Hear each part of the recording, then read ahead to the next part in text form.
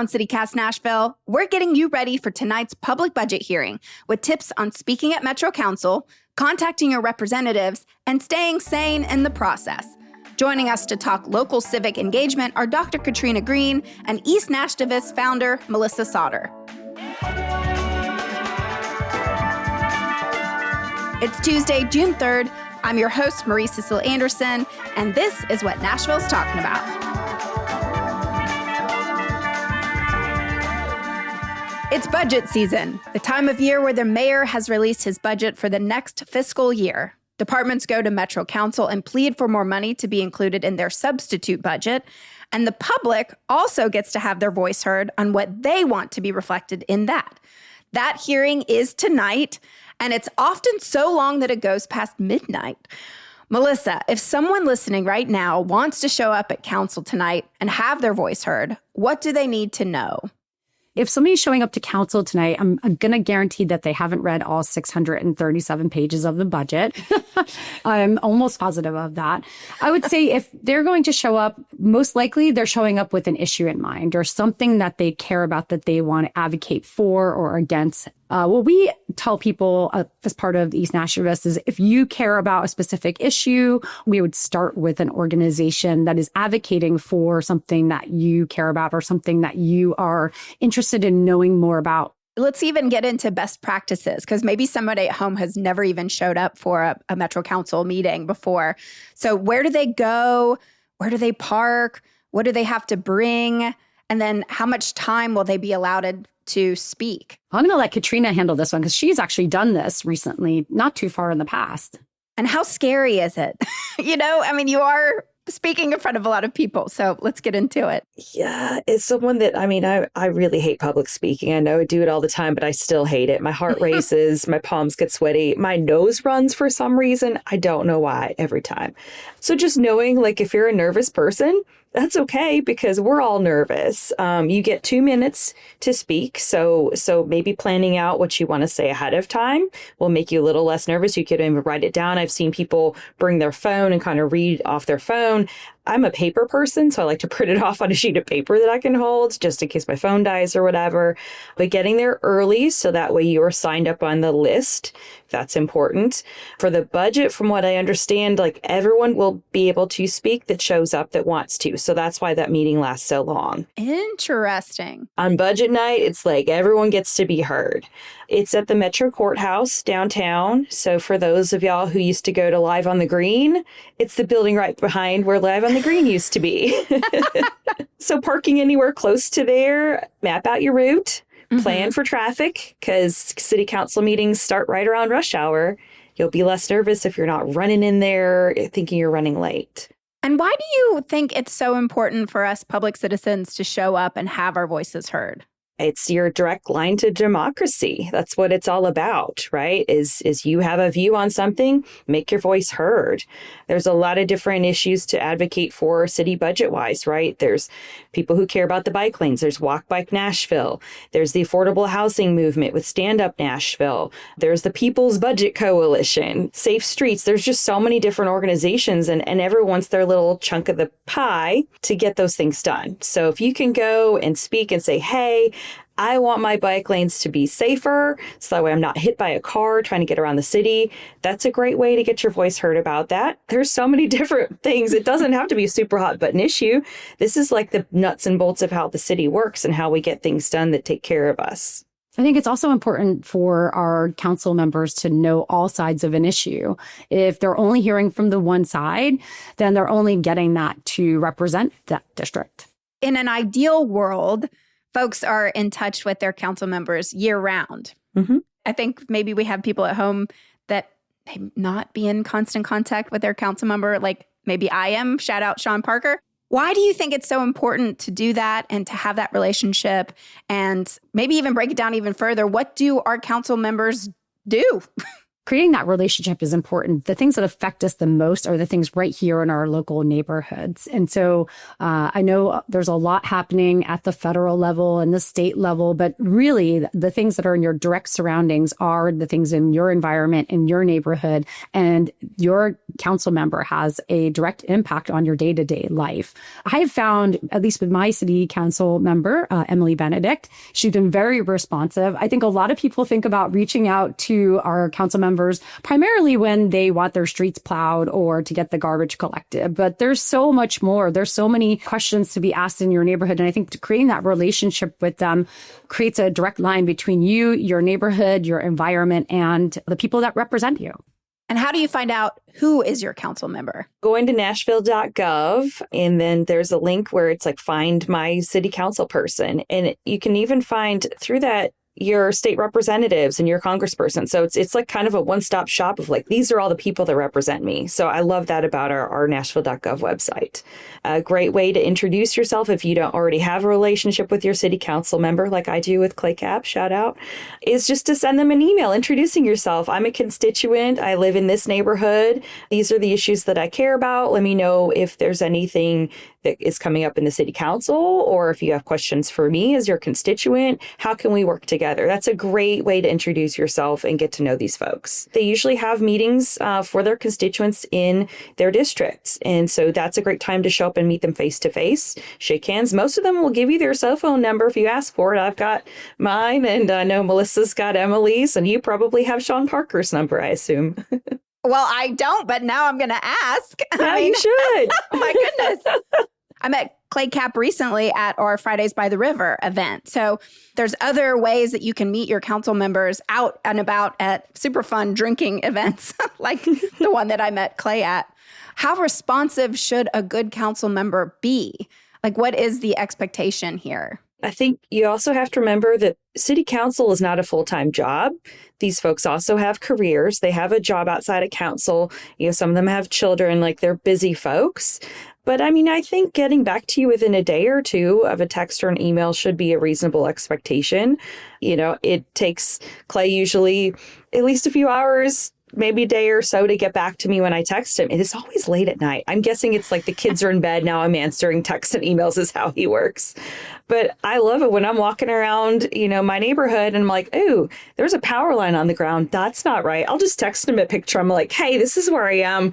Can you take care of this? And he's like, yes. And then he's always like, Katrina, there is a website called Hub Nashville. Oh, the constant reminder of Hub Nashville. Yeah, but I'm like, but I have your number and it's easier. Hub Nashville is actually pretty amazing, I have to say. I've had some really great experiences submitting things. I think it's been a great reroute, and I've seen a lot of responsiveness that way. So redirecting some of the things in that direction, but real concerns and real things you want to elevate to your council person to get some direct answers, I think is probably a even better use of their time, of your time. I would also say, in some cases, inviting them to not just meet with you, but meet with a group of people that you're, wanting to advocate for or against a specific topic or issue can be really great use of time for both parties. A friend has a monthly gathering at her house and several women who get together and just, talk about a lot of local issues. And so we invited Emily to that, and she came and was able to speak to many of her constituents at one time, which was very cool, I think, for both parties. Great suggestion. Are our council members partisan? Technically, council members are supposed to be nonpartisan at the local level. So they should be listening to all of their constituents. I mean, I believe even if you are elected in a partisan role, let's say at the state level, you should still be listening to all of your constituents. You may not have voted for your council person, depending on what district you're in, but they're still your council person. Now, they may believe a different thing than you believe and have a different view of how the city should be run, but they should still be listening to everybody and taking everyone's concerns into account. And, if the majority of their district feels a certain way, they should probably be voting that way and not their personal beliefs. At least that's how I see it.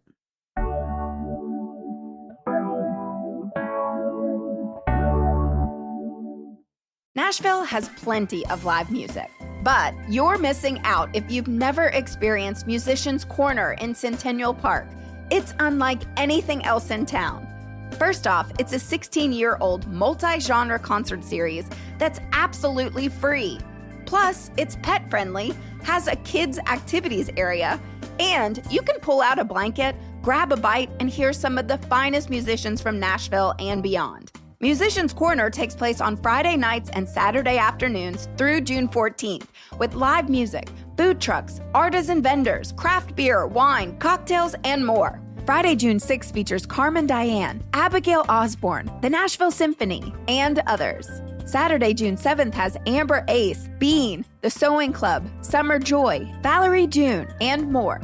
It's produced by the nonprofit Centennial Park Conservancy and supported by CityCast Nashville. Visit musicianscorner.com for the full lineup. All right, so we have to turn to the state level now. Session is over for the year. Some folks might say, thank God, but now is probably a good time to reach out about the issues you're passionate about as they start to look towards which bills they will want to file in 2026. Yeah.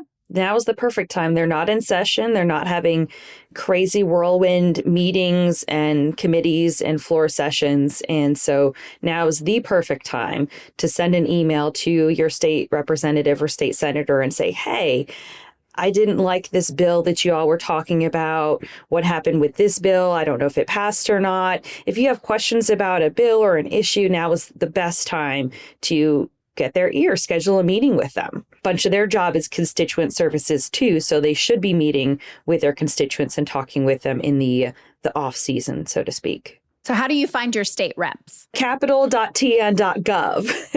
And at the top right-hand corner of that website is a link, Find My Legislator. You type in your address and you get all their information, their office number if you're going to go down to Cordell Hall to meet with them, and also like their email and their office phone number.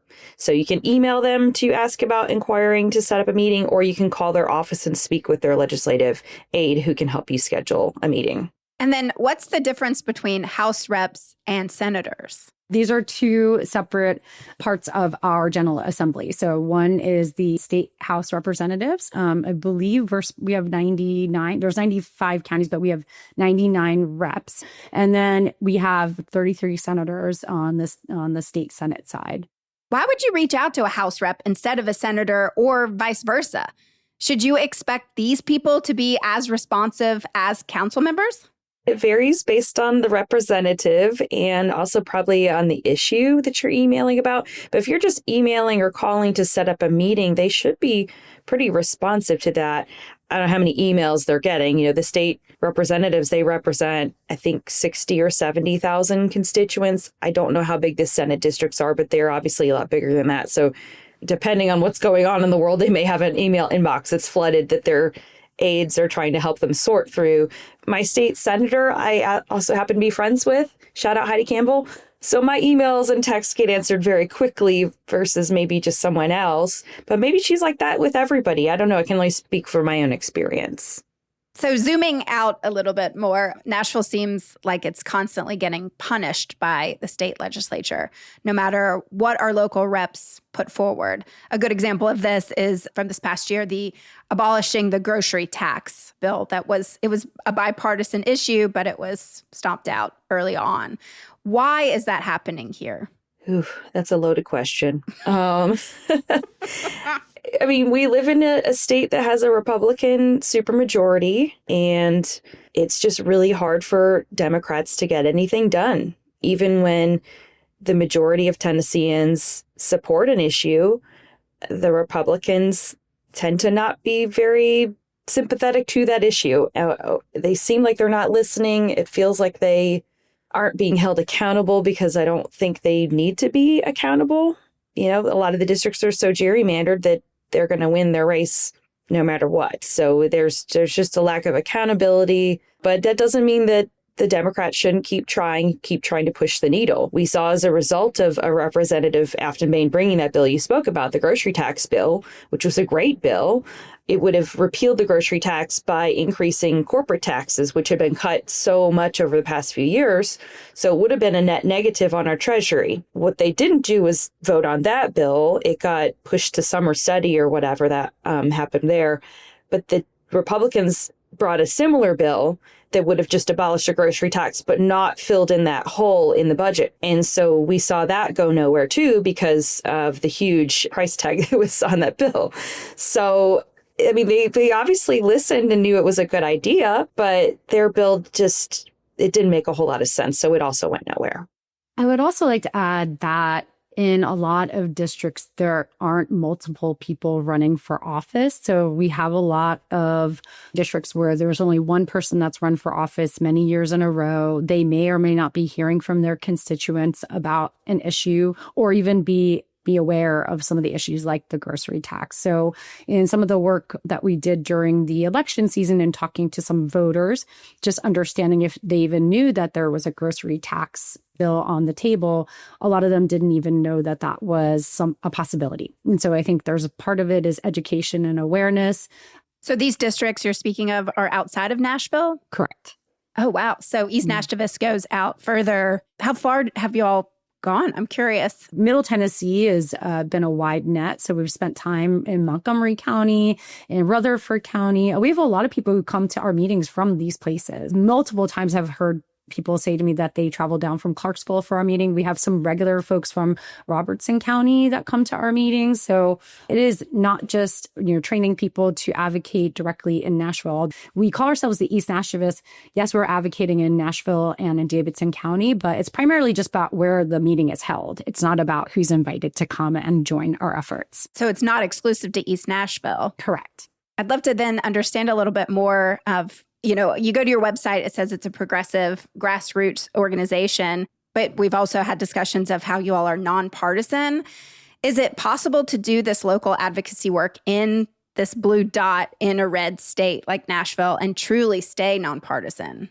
A lot of our work is around voter registration and voter education. So I think the actual getting people registered to vote, people that are moving here, people that haven't previously been registered, that is a large chunk of the nonpartisan work that we do. That was actually how we started. A lot of the work that we did initially was around voter education and voter registration. So our meetings being the education part, we welcome anybody to come to speak at our meetings. It's not from a partisan effort. We have had several different folks. We have extended invitations to other folks for candidate forums that we've held, and whether they decide to show up or not, that's up to them. But we are an open door that way. Then after working primarily on voter registration, we started to realize that people wanted to learn more about advocacy and how to get involved, going beyond that and getting people to actually come and advocate at the Capitol. And I mean, it's a pretty intimidating building to walk into for the first time. There's a million stairs. It's not clear where to go, where the offices are, how to, make your voice heard, frankly. And so we actually proudly started this event. Last year was our first one. It was called Field Trip to the Capitol. And that was incredible. That was one of those events that we had over 40 people on a Monday afternoon turn up from all over, from Clarksville, from, Rutherford County, not just Nashville. And so that made it really clear to us, like, how important this part of our work would become is that, getting people comfortable with getting to the Capitol, knowing where to go and knowing that there's allies, like making connections with each other. And then you have a monthly meeting at East Nashville Beer Works. Is that always the case? Every month. I mean, there's been some meetings where we've got a little packed in there, especially in the winter time when we're on that little plastic in deck with the heaters going. Those can be real cozy meetings. But now that the weather's nicer, Anthony, who owns East Nashville Beer Works, has been so great about giving us the lower beer garden. I love having meetings there. The pizza's great. The beer is very tasty and plentiful. It's a nice location. I just love East Nashville. We shout that place out all the time. It's one of my favorite places in Nashville to go and hang out with friends and family. And then last month, you had a lot of speakers there to address self-care and mental health because the turmoil, obviously, at the federal level is making a lot of people anxious. A lot of people's heads are swimming around right now. What's some of the best advice you heard there last month? I think Representative Afton Bain made some really good points about taking time to just unplug every so often, because I definitely fell into that trap during the pandemic of just waking up, looking at my phone and just doom scrolling for way too long. take a break from it for however long you need. Do you just need an hour to not look at the world, or do you need a whole weekend away from it where you're like up in the mountains and have no cell service just to force yourself to not look at it? Finding that time to really just unplug and just let it go, because there's only so much we can pay attention to before we all will get overwhelmed.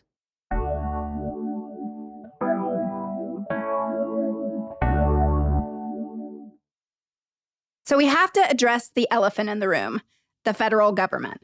What's up with Nashville's federal representation? We got gerrymandered, and so we have 3 congressmen now. How do we get in touch with those people and make our voices heard? So that same website, capitol.tn.gov, if you put in your address, it will give you your congressperson too. And we all have the same senators. We're all represented by Senator Blackburn and Senator Hagerty. So just Googling them, you can pull up their website. Each of them have multiple offices. Even the Congress folks, they have their DC office. I happen to be in John Rose's district. I think Melissa is as well. And so he doesn't have a Nashville office. The closest one that we could try to meet with him would be up in Gallatin, I believe.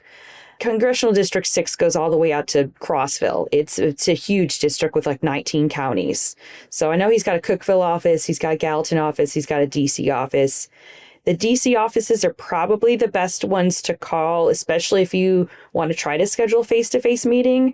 I called Representative Rose's Gallatin office a couple months ago and tried to schedule a meeting with him, and they're like, oh, the scheduler's in DC. Oh, that's good information. Yeah, I don't know if that's how Representative Green works and Representative Ogles, but I know for John Rose, it was like the scheduler's in one place. I think starting with the DC office when you're contacting any of these folks, if you just want to leave a message, if you're an introvert and you don't want to talk to them, but you want to say, hey, I want you to vote yes or no on this bill, or I care about this and why aren't you doing anything about this, whatever you want to say, if you want to do that after hours, just call the office. You can leave a message. Make sure you put your name, you can put your address so they know you're a constituent, because they will look you up and make sure you're a constituent. But if you want to talk to them and get on the record, talk to a real person, try their DC office during office hours. Were you successful at scheduling a meeting, an in-person meeting with John Rose? I will let you guess. I'm just going to go out on a limb and say no. I was not. No. I was not. I never actually heard back. It was crickets. Really? So I was kind of disappointed, but that doesn't mean I'm going to stop trying. Mm-hmm. Well, so in the past, when Nashville was just one district, District 5, Congressman Jim Cooper's office used to be in the downtown library branch. And it felt like he and his staff were all over town and so easy to reach. It is unfortunate that this is where we're at here in Nashville, is that it is really hard to get in touch in person with these people. And to turn our attention now to Marsha Blackburn and Bill Hagerty, our U.S. senators, have you had any success with in-person meetings or even town halls? I don't know that Marsha's ever had a town hall. Don't know about Bill Hagerty. I have met with both of their office staff. Now, it wasn't just me, just little old me. I went with advocacy organizations both times. So I've been to DC twice now. So the best way to get a face-to-face meeting with staffers of senators and congresspeople too is to go with a group, go with an organization, because they're going to have a lot more pull, especially if it's a national organization. It sucks to have to go all the way to DC to have these meetings, but it's also an amazing place to visit with so much to see and do, and all the museums are free. But yeah, I saw Marsha in the hallway outside of our scheduled meeting. There was a group of us, all doctors and nurse practitioners in our white coats waiting around to meet with her. She saw us and she quickly went in the side door back way into her office and ignored all of us. So that was a little disappointing. But we did have a good conversation, I felt like, with her staff. Same thing with Senator Hagerty. Both times had really great conversations with his staff, but, didn't get to meet either of them in person. Do you think Republicans have an easier time getting responses or real action from Marsha Blackburn or Bill Hagerty? We do actually have, as part of the East Nashvists, we do have some Republicans that are part of our group that have tried to reach out and have not successfully, to my knowledge, at least in the group conversations that we've had, does not seem like they've had much more success than the rest of us. So I think, what Katrina is suggesting is spot on. If you want to try to meet with them, going through a larger group that has more clout in their eyes might be a great way to get that set up. But it doesn't mean we should stop trying. And you all are expanding. Yes, I'm so excited about this. So we have our new sister organization forming in South Nashville. Their name is Fight for All. Their kickoff meeting was June 1st at Black Abbey Brewing. It's really exciting to see the expansion and growth of these types of organizations statewide. And we want each of these groups to have their own local flavor, right? So it's not South Nashville, it is Fight for All. It's its own group that will develop and grow and we hope thrive in the same way we did. We've given our listeners a lot of information today, but to just keep it really simple, if people want to get involved in being more civically active, where should they start? Come to the East Nashville meeting. Second Wednesday of every month at East Nashville Beer Works. We have a happy hour it's more of a happy half hour from 5:30 to 6. And then we jump into the meat and bones of the meeting, or I guess hearty vegetables for our vegans out there. And so our next meeting will be June 11th. Katrina specifically has helped curate some really great monthly themes for us. And so we try to, right now we're doing themed months. As you saw, last month was around mental health. And so if you have a specific issue that you care about or that you want to advocate for, we highly recommend, looking at some of our past meeting speakers to get involved with some of those groups, or just researching on your own to get involved locally with them, because they will be the greatest guide for you in getting your journey with advocacy started. Thank you both so much for being here today to have this conversation. We're going to put all this information in our show notes. So get involved, Nashville. Come on. Thank you for having us. Thanks for having us. Yeah.